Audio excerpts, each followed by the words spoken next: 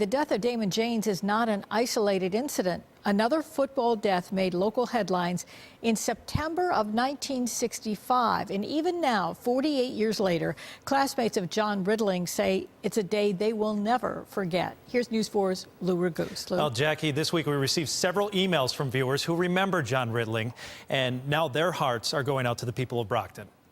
I really feel for those kids down there. I know what they're going through. When Dan Georger heard about the tragedy in Brockton, a 16-year-old football player who died after an on-the-field injury, it took him back to his senior year in high school.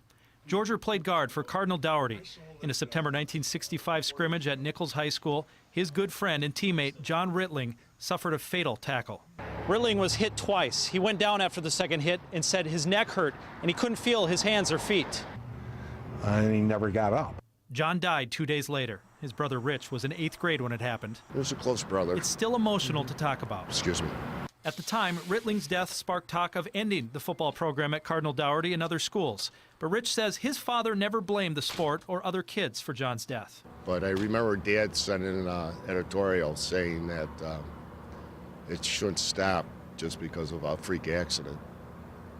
Kids, football is part of life. I mean, you could walk down the street and have an accident. Rich and the other Rittling boys continued to play football. Georger says his teammates dedicated the rest of the season to John and more. We dedicated everything we did in his memory. The whole North Buffalo community rallied around that. And I can see that that's happening in Brockton also. Georger believes the Brockton kids will rally together and appreciate what they have even more. In years down the road, it's something that will always be with them. John Rittling died 48 years ago, and to this day, I never forget it. The sad thing about it was he missed a lot. Really, if you think about life.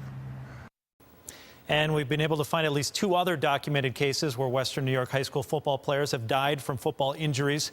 A South Park high school player in 1926 and a Grover Cleveland player in 1933. A Westfield player, Brett Smith, died from a brain aneurysm during a game in 1975. Reporting live, Lou Raguse, News 4 at 5:30.